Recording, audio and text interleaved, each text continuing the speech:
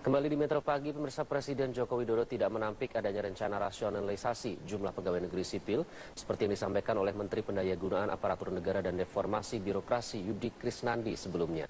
Jokowi menilai rasionalisasi perlu dilakukan untuk mengefisiensi anggaran belanja pegawai. Jokowi menjelaskan rasionalisasi PNS akan dilakukan secara alami dengan mengurangi jumlah penerimaan pegawai.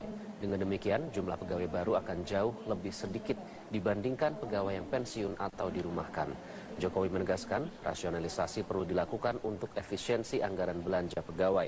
Namun terkait usulan Menpan RB Yudi Krisnandi yang akan memangkas 1 juta PNS, Jokowi menegaskan belum menerima usulan tersebut. Bapak, kita lakukan rasionalisasi secara alami. Artinya setahun misalnya pensiun 120.000. Nanti pada tahun kelima kita hanya menerima 60.000. Nanti akan berkurang, kan banyak sekali. Ya kalau itu dilakukan seperti itu kan nanti kan suatu saat yang kecapek. Sehingga betul-betul sisi kualitas, kemudian belanja lebih efisien itu bisa betul-betul kita lakukan. Ya nggak mungkin setahun diselesaikan, kamu harus ngerti. Tapi memang itu rencana dan konsep dari Menpan memang belum saya terima. Tetapi kira-kira arahnya seperti itu. Silang pendapat kembali terjadi di Kabinet Kerja Joko Widodo. Menpan RB Yudi Krisnandi menilai dalam upaya membenahi aparatur sipil negara dibutuhkan rasionalisasi berupa pemangkasan 1 juta PNS hingga tahun 2019 mendatang. Sementara itu Seskap Pramono Anung justru membantah rencana pemangkasan PNS yang akan dilakukan oleh pemerintah tersebut. Kebijakan rasionalisasi pegawai negeri sipil kini terus digodok Kementerian Pendayagunaan Aparatur Negara dan Reformasi Birokrasi. Sejumlah skema pengurangan aparatur sipil negara tengah diajukan ke Presiden Joko Widodo. Jumlah PNS Indonesia yang mencapai 4,5 juta dinilai tidak efektif dalam persaingan dan efisiensi pelayanan publik yang berkualitas. Selain itu, belanja pegawai yang terus membengkak juga akan membebani APBN setiap tahunnya. Karena itu, Menteri Pan RB Yudi Krisnandi akan merumahkan sekitar 1 juta PNS yang tidak mampu bersaing dan memiliki kinerja yang buruk hingga tahun 2019 mendatang. Dengan kebijakan rasionalisasi, pegawai-pegawai yang tidak produktif, yang tidak efisien, ya, yang berkompetensi rendah, itu akan dirumahkan. Ya. Dirumahkan itu dalam artian mereka tetap diberikan gaji, ya, akan diberikan katakanlah hak-hak pekerjanya. Sementara itu sebelumnya Sekretaris Kabinet Pramono Anung justru membantah wacana pengurangan jumlah PNS. Pramono menilai pemerintah hanya membutuhkan moratorium penerimaan pegawai negeri sipil sementara. Pramono menilai pemerintah hanya membutuhkan moratorium penerimaan pegawai negeri sipil sementara untuk mengurangi jumlah PNS yang terus meningkat. Bahwa kemudian pemerintah melakukan moratorium penerimaan PNS itu sudah dilakukan. Jadi itu yang akan dilakukan supaya pertumbuhannya adalah negatif. Kalau pertumbuhan negatif, maka dengan demikian tidak perlu PNS itu dirumahkan dan sebagainya. Rencana pembenahan jumlah aparatur negara yang sudah over kapasitas ini akan dibagi dalam 4 skema penilaian. Penilaian tersebut nantinya menjadi rekomendasi PNS yang akan dipertahankan, dirotasi atau mutasi, diberikan diklat, hingga yang terburuk dirumahkan. Bila rencana merumahkan 1 juta PNS terrealisasi, hal tersebut dapat mendongkrak rasio pelayanan publik PNS. Saat ini dengan jumlah sekitar 4,5 juta PNS, rasio pelayanan publik hanya 1,9, atau hampir 2 PNS untuk melayani 100 penduduk. Perampingan jumlah PNS dapat memacu pelayanan publik lebih efisien dan berkualitas seperti di negara-negara lain yang memiliki rasio pelayanan publik lebih tinggi. Tim Liputan Metro TV. Pemirsa, Wakil Kapolri Komjen Budi Gunawan menyerahkan sepenuhnya kepada Presiden Joko Widodo terkait pergantian Kapolri. Nama Komjen Budi Gunawan kembali muncul sebagai salah satu calon potensial menggantikan Kapolri Jenderal Badrodin Haiti yang akan pensiun. Ditemui di sela rapat Badan Anggaran DPR, Wakapolri Komjen Budi Gunawan mengaku mendukung apapun keputusan Presiden Jokowi terkait pergantian Kapolri. Komjen Budi Gunawan menyebut Presiden memiliki wewenang dan hak prerogatif untuk mengganti Kapolri. Untuk itu, semua pihak diminta menunggu keputusan Presiden terkait pengganti Kapolri Jenderal Badrodin Haiti yang akan pensiun. Budi Gunawan menegaskan Presiden belum memutuskan tentang pergantian Kapolri, apakah akan menggantinya atau memperpanjang masa jabatan. Gimana? Kepada Presiden, hak prerogatif Presiden. Apapun putusan Presiden yang kita dukung, tidak ada masalah. Oke.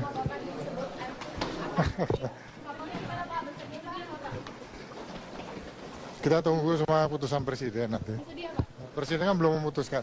Tapi kalau dari Bapak bersedia diperpanjang atau diganti semua terpulang pada Presiden. Sekretaris Kabinet Pramono Anung memastikan Presiden Jokowi sudah menerima surat dari Kompolnas terkait usulan nama Kapolri pengganti Jenderal Badrodin Haiti. Ya, namun Pramono menegaskan Presiden punya wewenang untuk memilih nama di luar usulan yang diajukan oleh Kompolnas.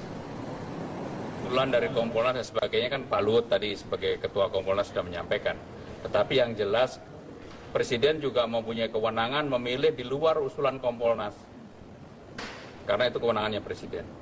Termasuk memperpanjang ataupun tidak? Ya pokoknya itu kewenangannya Presiden. Kapan Pak kira-kira? Nanti tanya Pak Presiden. Berapa nama yang diusulkan Kompolnas? Kenapa? Ya kami tahu, tetapi ini adalah diskresi Presiden untuk menentukan ini, maka kami tidak akan menyampaikan berapa banyak, siapa orangnya, apakah nanti bentuknya bagaimana, sampai dengan ada putusan dari Presiden mengenai hal tersebut. Kejaksaan Tinggi Jawa Timur menetapkan Lanyala Mataliti sebagai tersangka kasus dugaan tindak pidana pencucian uang. Penetapan tersangka dilakukan pada 27 Mei lalu bersama dengan penetapan Lanyala sebagai tersangka kasus dugaan korupsi dana hibah Kadin Jawa Timur. Penetapan Lanyala Mataliti sebagai tersangka kasus dugaan tindak pidana pencucian uang baru diumumkan kemarin oleh pihak Kejaksaan Tinggi DKI Jakarta. Menurut Kasipenkum Kejati Jawa Timur Romi Arisyanto, penetapan Lanyala sebagai tersangka TPPU diumumkan setelah penyidik melengkapi berkas keterangan ahli dari PPATK. Dari laporan yang diterima penyidik, diketahui adanya aliran dana hingga ratusan miliar rupiah ke rekening Lanyala Mataliti yang sebagian besar masuk ke rekening keluarga. Hingga saat ini penyidik telah memeriksa 7 saksi terkait kasus tersebut. Dan rencana untuk pemeriksaan yang bersangkutan untuk tersangka TPPU akan kita lakukan pada hari Kamis besok tanggal 9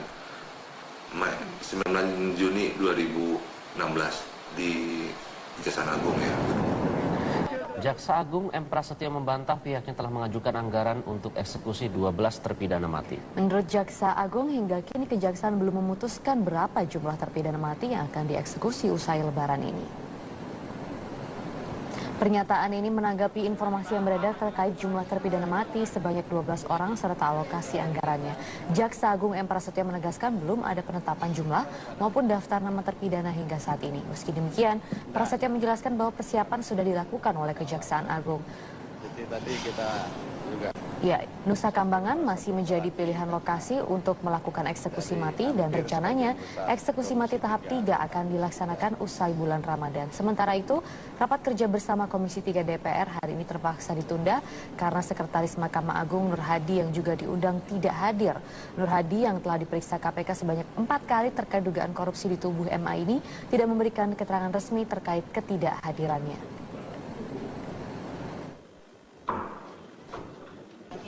nggak ada dibahas itu. Ya, jadi minimal eksekusi mati saya sudah katakan. Kita belum tentukan siapa orang-orang yang akan eksekusi gelombang ketiga ini dan berapa jumlahnya. Tapi persiapan dan koordinasi sudah dilaksanakan. Dan tempatnya pun sudah saya tentukan di Nusa Kambangan. Ya.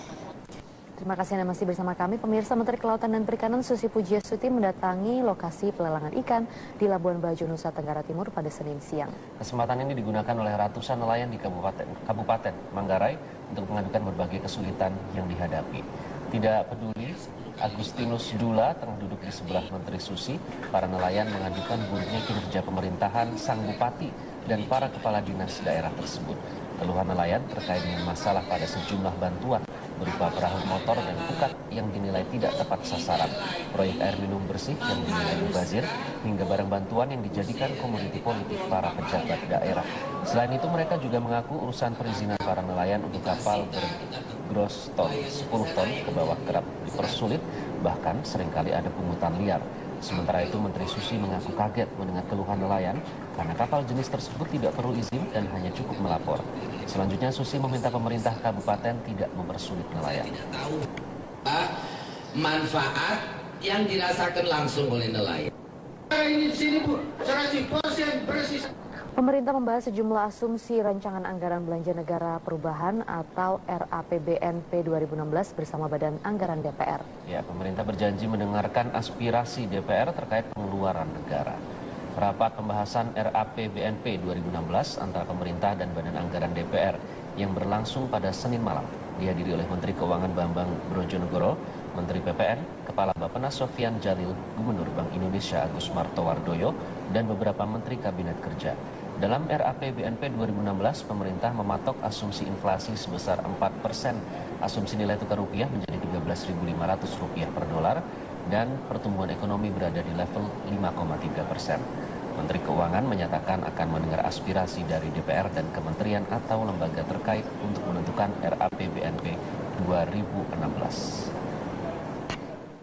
Ini masih pembahasan, tapi intinya ya kita menangkap apa yang menjadi aspirasi DPR, ya, bahwa pemotongan belanja harus sesuai dengan prioritas, pemotongan belanja jangan sampai mengganggu outcome. Itu paling penting, dan satu lagi mereka berharap penerimaan bisa lebih dijamin kemungkinannya sehingga bisa menunjang program belanjanya. Ya, sesuai yang diusulkan pemerintah aja lah.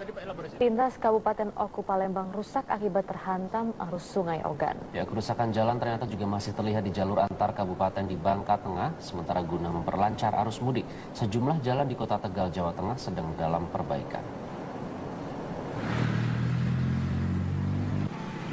Jalur lintas di Desa Peninjauan Kabupaten Oku menuju Palembang ini terkikis oleh aliran Sungai Ogan yang menyebabkan kerusakan hingga 50 meter.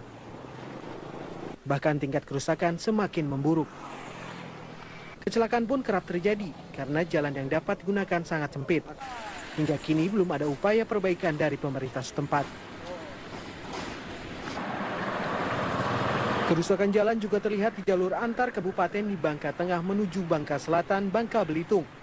Kondisi tertutup oleh tanah licin dipenuhi bebatuan serta jalan berlubang. Warga setempat menilai perbaikan yang dilakukan pemerintah tidak maksimal. Karena perbaikan hanya dilakukan di beberapa titik saja. Padahal jalur ini merupakan jalan alternatif yang kerap digunakan pemudik. Sementara di Kabupaten Tegal, Jawa Tengah, pemerintah setempat mempercepat penyelesaian upaya perbaikan di sejumlah jalur yang kerap digunakan pemudik. Salah satunya adalah jalur lingkar Pantura Kota Tegal. Pemerintah Kota Tegal menargetkan perbaikan sudah selesai dalam 14 hari sebelum Hari Raya Lebaran. Rencananya, penyelesaian pekerjaan dipercepat karena pintu tol Brebes Timur akan segera beroperasi. Tim Liputan, Metro TV.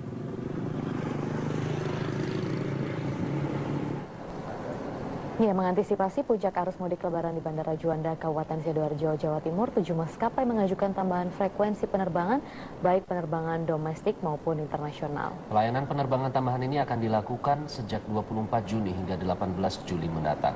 Pada saat arus mudik dan balik lebaran tahun ini, dipastikan akan terjadi lonjakan jumlah penumpang di Bandara Juanda, Kabupaten Sidoarjo. Pada hari biasa, jumlah penumpang di Bandara Juanda mencapai rata-rata 53.000 orang. Namun pada saat arus mudik dan balik lebaran, jumlah penumpang akan melonjak di atas 60.000 orang per harinya. Mengantisipasi lonjakan penumpang arus mudik dan balik lebaran di Bandara Juanda, 7 maskapai sudah mengajukan penerbangan tambahan atau extra flight. Maskapai yang sudah mengajukan extra flight atau penerbangan tambahan di Bandara Juanda adalah Jetstar, AirAsia, Lion Air, Batik Air, Garuda, Sriwijaya, dan Nam Air.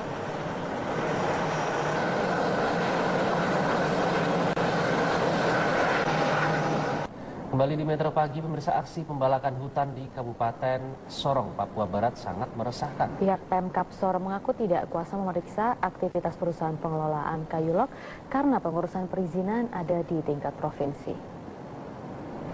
Sebuah truk penuh kayu gelondongan berukuran besar yang diduga berhasil dari pembalakan hutan nampak memasuki area perusahaan pengolahan kayu log di kawasan Klalin, Kabupaten Sorong, Papua Barat. Perusahaan ini merupakan satu dari 2 perusahaan pengolahan kayu log berkapasitas besar yang ada di kawasan Klalin, Sorong. Peraturan pemerintah yang menarik semua pengurusan perizinan hasil hutan ke provinsi diduga memicu maraknya aksi pembalakan hutan. Bupati Sorong Stefanus Malak mengaku tidak berdaya untuk menghentikan aksi pembalakan hutan. Pasalnya izin perusahaan pengolahan kayu ada di tingkat provinsi. Stefanus berharap pemerintah Provinsi Papua Barat atau pemerintah pusat segera turun tangan untuk menghentikan aksi pembalakan hutan di Sorong yang sudah sangat meresahkan.